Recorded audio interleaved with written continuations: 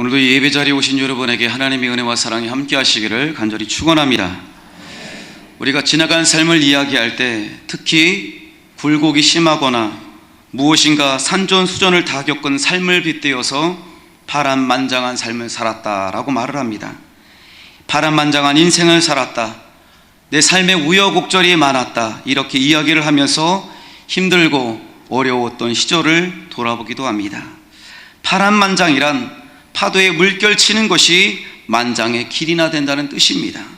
이 만장의 길이가 얼만큼 되나 계산을 해보니까 한 장을 10자라고 하는데 파도의 높이가 30km에 이른다는 것입니다. 우리 삶 가운데 그렇게 엄청난 파도가 몰아치고 그런 역경의 삶을 살았다는 것입니다. 그만큼 힘들고 어려운 삶을 살았다고 말하는 것입니다. 오늘 본문의 다윗도 파란만장한 인생을 산 사람 중에 대표라고 할 수 있습니다. 특별히 오늘 시편 3편의 표제를 보니까 다윗이 그의 아들 압살롬을 피할 때 지은 시라고 쓰여 있습니다.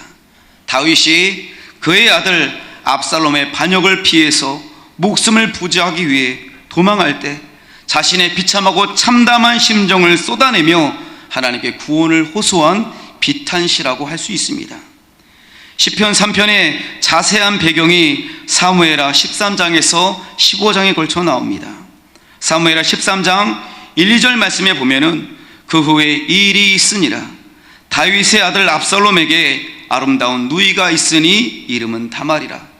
다윗이 다윗의 다른 아들 암논이 그를 사랑하나 그는 처녀이므로 어찌 할 수 없는 줄을 알고 암논이 그의 누이 다말 때문에 우라로 말미암아 병이 되니라 라고 말씀하고 있습니다. 이 다윗 왕에게는 7명의 아내가 있었습니다. 그 중에 암논은 이스라엘 여인 아히노암이 낳은 첫 번째 큰아들 바로 장남이었습니다. 지금도 우리 주변에는 아들 하면서 아들을 소원하는 분들이 많이 계신데 이 다윗에게 있어서 이 암논이야말로 정말 귀중한 아들이었습니다. 금이야 옥이야 눈에 넣어도 아프지 않을 그런 아들이었던 것입니다. 그리고 압살롬은 그술왕 달메의 딸 마아가에게서 나온 세 번째 아들이었습니다. 그리고 이 압살롬에게는 다말이라고 하는 친누이가 있었는데 이 다말을 암논이 짝사랑하게 되었고 이 마음이 점점 심해져서 우라로 말미암아 병이 되었다는 것입니다. 이때 암논에게는 요나답이라고 하는 친구가 있었습니다. 성경에 있는 요나답에 대해서 그는 다윗의 형 시므아의 아들이요 힘이 간귀한 자라라고 소개하고 있습니다. 이 암논이 다말로 인하여 병들어 파리해져 가는 것을 보고 친구 요나답이 이렇게 저렇게 작전을 세워줍니다.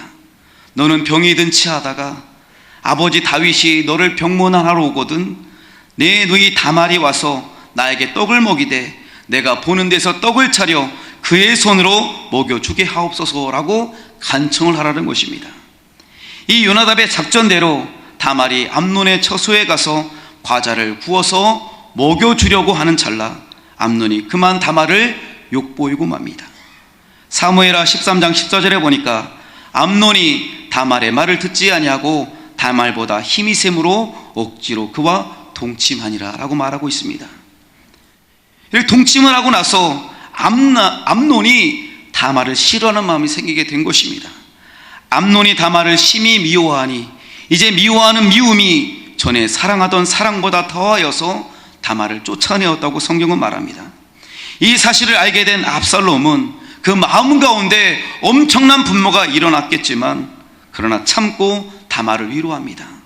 지금은 잠잠히 있고 근심하지 말라고 다말을 위로해 줍니다. 다윗 왕도 이 모든 사실을 듣고 심히 노하였지만 장남인 암논에게 어떠한 징계도 어떠한 처벌도 내리지 않았습니다. 만약에 다윗 왕이 암논에게 어떠한 징계나 처벌을 내렸다면 이런 비극적인 가족사는 일어나지 않았을지도 모르겠습니다. 그리고 2년 뒤에 압살롬이 바알 하솔이라는 곳에서 양 털을 깎으며 잔치를 벌였고 그 잔치에 다윗의 모든 아들들을 초청하였습니다. 그리고 2년 전에 자기 친누이를 욕보였던 그 암논에 대한 감정을 가지고 암논을 살해하고 맙니다. 그리고는 압살롬은 외가인 그수랑 달메에게로 가서 3년이라는 시간을 보내게 됩니다. 이 3년이라는 시간 동안 다윗 왕의 마음 가운데는 암논에 대한 그리움도 있었지만 이 압살롬에 대한 애타는 마음도 있었습니다. 그러나 정작 압살롬에게 돌아오라는 말 한마디 하지 않았습니다. 군대 장군 요압이 꾀를 내어서 압살롬을 예루살렘으로 돌아오게 합니다. 예루살렘에 돌아왔지만 그럼에도 불구하고 다윗 왕은 이 압살롬을 2년이라는 시간 동안 한 번도 보지 않았습니다. 무려 5년의 시간 동안 그수랑 달메에게로 가서 3년을 보냈고 또 예루살렘에 들어와서 2년 동안 있었지만 자기를 찾지 않는 그 아버지, 그 마음을 안 이 압살롬의 마음은 어떠했겠습니까? 참담하고 비참하고 무척이나 서러웠을 것입니다. 이때부터 압살롬은 반역을 준비합니다. 자기를 위해 병거와 말을 준비하고 호위병을 세웁니다. 성문길 곁에 서서 왕에게 송사하러 오는 백성들을 중간에 가로치어서 그들에게 은혜를 베풀어주고 그들에게 입을 맞추며 백성들의 마음을 훔쳤습니다. 그리고 4년 뒤에 압살롬은 헤브론에서 반란을 일으킵니다.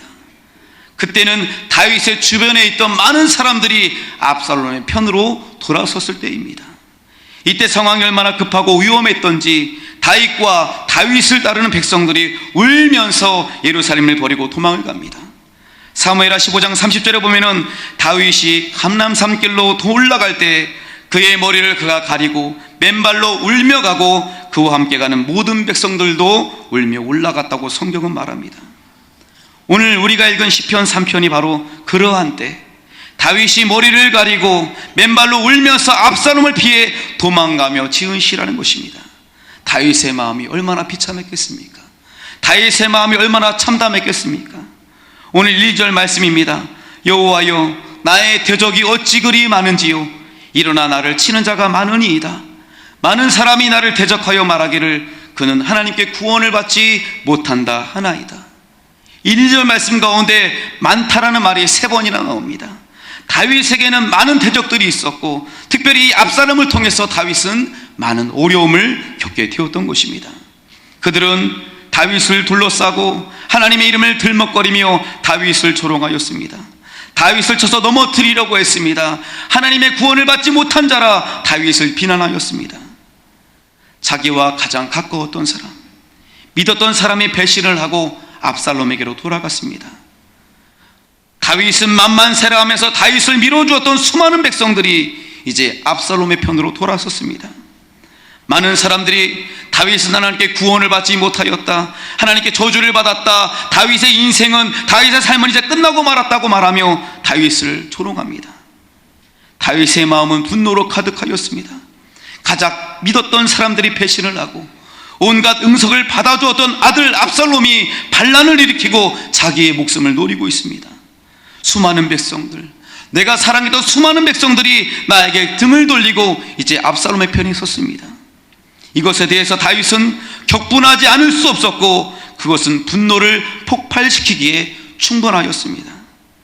그러나 다윗은 이 가슴속에 가득한 터질 듯한 분노와 격정을 가지고 하나님께로 나아갑니다. 여호와 하나님, 나를 대적하는 자들이 어찌 이렇게도 많습니까? 나를 치려고 일어서는 자들이 어찌 이렇게도 많습니까? 나를 빗대어 하나님도 너를 돕지 않는다, 하나님도 너를 버렸다 하며 빈정대는 자들이 어찌 이렇게도 많습니까? 마음에서 불일 듯 일어나는 분노도 하나님께 모두 토해놓습니다. 7절에 보니까 여호와여 일어나소서, 내 하나님이여 나를 건지소서, 주께서 내 모든 원수들의 턱을 치시고 악인들의 일을 부숴주소서. 모든 감정을, 모든 분노를 하나님께 토해놓습니다. 속에 있는 모든 아픔, 모든 두려움, 모든 어려움, 모든 문제를 하나님께 맡긴 것입니다.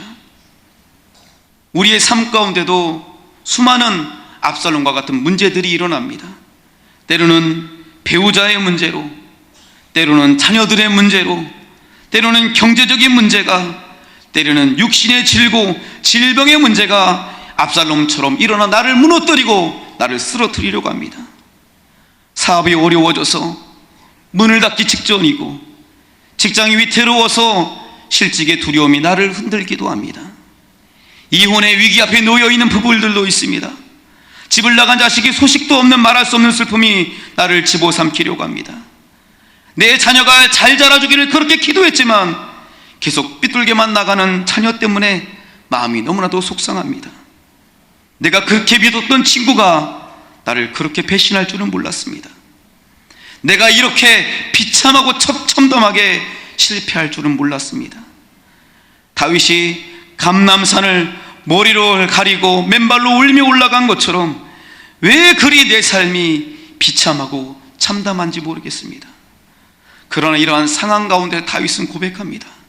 그러나 주님은 나를 에워싸는 방패, 나의 영광, 나의 머리를 들게 하시는 분이시니 내가 주님을 바라보며 소리 높여 부르짖을 때 주님께서는 그 거룩한 산에서 응답하여 주십니다. 그리고 다윗은 하나님께서 나를 지켜주시고 붙들어 주심을 확신합니다. 오늘 본문 5절과 6절 말씀에 보니까 내가 누워 자고 깨었으니 여호와께서 나를 붙드심이로다. 천만인이 나를 에워싸 진친다 하여도 나는 두려워하지 아니하리이다. 사랑하는 여러분, 하나님께서 지금도 우리를 붙들어 주고 계심을 믿으시기를 간절히 바랍니다. 그렇게 어떤 두려움이 나를 에워싸도 어떤 문제가 나를 삼키려고 덮쳐와도 두려워할 필요가 없다는 것입니다. 옛날에 식인종들에게 선교하셨던 분들 중에 아셀트라는 선교사가 있었습니다. 선교 초기에 이 식인종들이 밤만 되면 이 선교사의 집에 찾아옵니다. 얼마나 먹은직스러웠겠습니까? 뽀얀 살에 통통하고 참 맛있겠다. 이 식인들이 밤마다 선교사 집을 찾아가는데 글쎄 찾아갈 때마다 대문 앞에는 웬 사람이 창과 칼을 들고 지키고 서 있는 것입니다. 생긴 것을 보니까 무섭게 생겼습니다. 우리보다 강해 보입니다. 이 식인종들이 할 수 없이 발걸음을 돌이켜 물러갔습니다. 낮에는 분명히 아무도 없는데 그 다음날 밤에 또 찾아갑니다. 이상하게 낮에는 아무도 없었는데 밤만 되면 어김없이 누군가가 창칼을 들고 선교사의 집을 지키는 것이었습니다. 그러다가 시간이 흐르고 이 선교사와 이 식인종들이 서로 안면을 튼 가운데 식인종 몇 명이 이 선교사의 집을 낮에 찾아갔습니다. 분명히 낮에는 아무도 없는데 밤만 되면 누군가가 창과 활을 들고 너를 지키고 있다. 도대체 그 사람은 누구냐? 너무 무섭게 생겼다. 식인종들의 무릎에 이 아스레트 선교사는 처음 듣는 얘기라고 놀라며 대답합니다. 우리 집에는 지키는 사람이 아무도 없다. 그러자 식인종들이 말합니다. 거짓말하지 말아라. 한두 번이 아니고 우리가 너를 잡아먹으려고 올 때마다 그때마다 너무나도 무서워서 우리는 갈 수밖에 없었다. 그 순간 아셀트 선교사는 깨달았습니다. 그리고 그 즉시 기도합니다. 하나님, 저를 지켜줘서 감사합니다. 저를 지켜주신 하나님의 은혜를 깨닫지 못하고 지키는 자가 없다더고 하나님, 나는 혼자입니다. 나는 너무나 두렵습니다. 불평불만했던 나의 불신앙을 용서하여 주옵소서. 사랑하는 여러분, 하나님은 언제나 우리를 지켜주십니다. 우리를 붙들어 주십니다. 그러나 우리는 그 사실을 잊고 늘 두려워하고 절망하고 낙심하고 우울해하며 살아가고 있는 것입니다. 우리가 하나님을 바라볼 때 하나님이 우리와 함께 하십니다. 우리가 하나님을 간절히 찾을 때 우리에게 찾아와 주십니다. 우리가 하나님을 붙잡을 때 하나님께서는 결코 우리를 붙잡은 그 손을 놓지 않으시는 줄로 믿으시기를 바랍니다. 어떤 어린아이가 엄마와 함께 백화점에 쇼핑을 갔습니다. 많은 사람들이 왕래하고 정말 신기하고 재밌는 것들이 너무나 많습니다. 왜 이리 예쁜 옷도 많은지 모르겠습니다. 그 아이는 엄마의 손을 놓고는 자기가 보고 싶은 거, 자기가 만지고 싶은 거 다 하고 싶습니다. 결국 엄마의 손을 뿌리치고 자기가 하고 싶은 걸 하러 갑니다. 엄마는 손을 놓고 그 어린아이를 가만히 지켜봅니다. 아이는 자기가 만지고 싶은 거 와서 만져보고 보고 싶은 거 보고 혼자 즐거운 시간을 보냅니다. 백화점에 얼마나 사람이 많습니까? 금세 엄마의 모습이 사람들 속에서 가려지게 됩니다. 어린아이가 이렇게 제 마음대로 구경을 실컷 하다가 문득 엄마 생각이 납니다. 엄마고 둘러보니까 엄마의 모습이 보이지 않습니다. 그러자 아이는 닭똥 같은 눈물을 흘리며 큰 소리로 엄마를 부릅니다. 엄마! 그러자 몰래 지켜보고 있던 엄마가 쓱 하고 살며시 얼굴을 내밉니다. 그 아이는 달려와서 엄마의 손을 꼭 잡고는 다시는 놓지를 않습니다. 엄마의 손을 뿌리치고 온갖 신기한 물건에 정신을 빼앗긴 그 어린아이의 모습이 혹시 우리의 모습은 아닙니까? 때로는 세상의 쾌락과 즐거움에 빠져 하나님의 손을 뿌리칩니다. 하나님, 내 인생 내 마음대로 해보겠습니다 라며 하나님의 손을 뿌리칩니다. 가지 말라고 해도 하나님의 손을 뿌리치고 내 욕심을 따라, 내 유익을 따라, 내 쾌락을 따라 그 손을 뿌리치고 내 마음대로 행합니다. 그러나 하나님은 언제나 나를 지켜보고 계시는 줄로 믿으시기를 바랍니다. 내가 부르기만 하면, 내가 하나님을 찾기만 하면 쓱 얼굴을 내미시고 내 손을 굳게 잡아주시는 것입니다. 여러분, 많이 힘이 드십니까? 많이 어려우십니까? 머리가 무겁고 속이 답답하십니까? 아무도 없고 나만 홀로 있는 것 같습니까? 나도 모르게 내 눈에서 눈물이 흐를 때가 있습니까? 하나님을 찾으시기를 바랍니다. 나를 지켜보고 계시는 하나님을 부르시고 그 하나님의 손을 꼭 잡는 여러분 되시기를 간절히 바랍니다. 다윗은 그 당황스럽고 충격적인 상황에서 사랑하는 아들 압살롬이 반란을 일으켜 아버지를 죽이려 하고 평생에 믿었던 친구들이, 동지들이 나를 배반하고 원수가 된 상황, 그리고 수많은 백성들이 자신으로부터 돌아서 버린 이 파란만장한 인생의 파도를 만났지만 다윗은 그 파도 앞에서 두려워하지 않았고 주눅이 들지 않았습니다.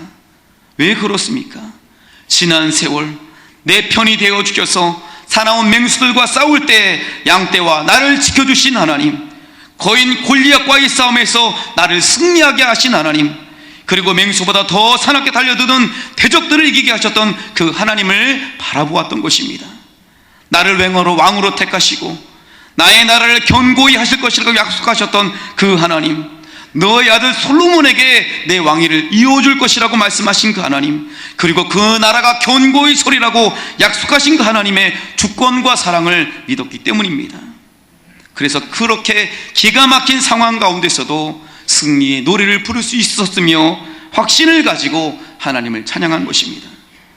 아무리 집체 같고 태산 같은 인생의 파도라 할지라도, 내가 감당할 수 없는 문제가 나를 삼키려고 다가올지라도 하나님을 믿어 의심치 않았다는 것입니다. 바로 이러한 다윗의 확신, 다윗의 확고한 믿음이 오늘 우리가 가져야 할 믿음과 확신인 줄로 믿습니다. 5절에 보니까 여호와께서 나를 붙드심이로다 라고 말씀하고 있습니다. 영어 성경을 보니까 The Lord sustains me라고 해석하고 있습니다. 여기서 붙들어 주신다로 번역된 서스테인스의 의미를 보니까 살아가게 하다, 지속시켜주다, 지탱하다, 견디게 하다, 이런 뜻을 가지고 있습니다. 그런데 이 해석 앞에 괄호 안에 보충하는 설명의 말이 있었습니다. 그 보충하는 설명의 말이 무엇이냐면은 필요한 것을 제공하여, 필요한 것을 채워주어, 즉 나를 붙들어 주신다는 것은 내가 필요로 하는 것을 제공하여 주시며 나를 붙들어 주시고, 내가 필요로 하는 것을 채워주시며 나를 살아가게 하시는 분이 하나님이신 줄 믿으시기를 바랍니다. 나에게 필요한 것들을 제공하여 주시고 내가 필요로 하는 것들을 채워주시며 오늘도 살아가게 하시고 내일도 살아가게 하시고 어떤 어려움과 어떤 파도 앞에서도 나를 굳건히 붙들어 주신다는 것을 여러분 확신하시기를 간절히 소망합니다. 우리 하나님께서는 그 사랑하는 자녀를 붙들어 주시는데 우리가 필요로 하는 모든 것들을 다 아시고 채워주시면서 붙들어 주시고 나를 붙잡아 주시며 살아가게 하신다는 것입니다. Sustains me, 바로 나를 붙들어 주십니다. 그 누구가 아닌 바로 나를 붙들어 주신다는 것입니다. 사도 바울은 로마서 8장 35절 이하에 확신하며 말합니다. 누가 우리를 그리스도의 사랑에서 끊으리요? 환난이나 곤고나 박해나 기근이나 적신이나 위험이나 칼이랴. 기록된 바 우리가 종일 주를 위하여 죽임을 당하게 되며 도살당할 양같이 여김을 받았나이다 함과 같으니라. 그러나 이 모든 일에 우리를 사랑하시는 이로 말미암아 우리가 넉넉히 이기느니라. 내가 확신하노니 사망이나 생명이나 천사들이나 권세자들이나 현재일이나 장래일이나 능력이나 높음이나 깊음이나 다른 어떤 피조물이라도 우리 주 그리스도 예수 안에 있는 하나님의 사랑에서 끊을 수 없으리라. 여러분 믿으십니까? 이 세상에 그 어떤 것도 우리를 향한 하나님의 사랑을 끊을 수 없음을 여러분 기억하시기를 간절히 소망합니다. 인생의 파도는 누구에게나 쉴 새 없이 밀려옵니다. 아마 여러분 가운데서도 이미 인생의 파도가 지나간 분도 있을 것입니다.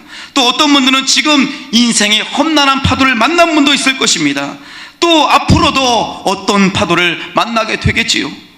이러한 인생의 파도에 대해서 오늘 하나님께서는 다윗의 입을 통해 우리에게 말씀하십니다. 그것은 바로 사랑하는 아들 독생자 예수 그리스도를 주시기까지 우리를 사랑하신 그 하나님의 사랑, 그리고 나의 삶을 이끌어 가시는 그 놀라운 하나님의 주권, 바로 하나님의 주권과 하나님의 사랑 안에 우리가 들어있다는 것입니다. 사랑하는 여러분, 우리의 삶이 하나님 주권 안에 있음을 믿으시기를 바랍니다. 우리의 삶이 하나님의 사랑 안에 있음을 믿으시기를 간절히 소망합니다. 언젠가 결혼식에 갔는데 주례하시는 목사님께서 신랑 신부에게 시 한 편을 읽어주셨습니다. 그 시가 바로 장석주님이 대추 하나리라는 시입니다. 제가 읽어드리겠습니다. 제 목소리가 원래 맑고 청아한 목소리였는데 어제 수련회를 마치고 오는 바람에 목소리가 조금 안 좋아도 잘 들어주시기 바랍니다. 대추가 저절로 붉어질 리는 없다. 저 안에 태풍 몇 개, 저 안에 천둥 몇 개, 저 안에 번개 몇 개가 들어서서 붉게 익히는 것일 게다. 적에 저 혼자 둥그러질 리는 없다. 저 안에 무설이 내린 몇 밤, 저 안에 땡볕 한 달, 저 안에 초승달 몇 날이 들어서서 둥글게 만드는 것일 게다.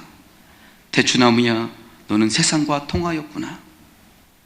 대추 한 알이 붉어지기 위해서 태풍, 천둥, 벼락, 번개 등의 시련이 필요하고, 대추가 둥그러지기 위해서는 무설이 내리는 밤, 초승달 몇 날, 땡볕 두 알 등 인고의 시간이 필요하다는 것입니다. 이렇게 시련과 인고의 세월을 지낸 후에야 대추는 비로소 곧붉게 익어가고 그 모양도 비로소 둥그러진다는 것입니다. 대추 한 알이 붉어지기 위해서도 이런 시련과 인고의 세월을 가져야 하는데, 우리가 하나님의 사람으로 온전히 서가기 위해서, 우리가 사람다운 사람이 되기 위해서 우리 삶 가운데도 몇 개의 태풍, 몇 개의 천둥, 몇 개의 번개가 들어가야 한다는 것입니다. 무설이 내리는 밤을 보내고 땡볕을 견디어내고 초승달 달빛을 몇 날을 받아서 우리는 지금의 모습이 되었다는 것을 여러분 기억하시고 하나님의 은혜 가운데 거하는 여러분 되시기를 간절히 소망합니다.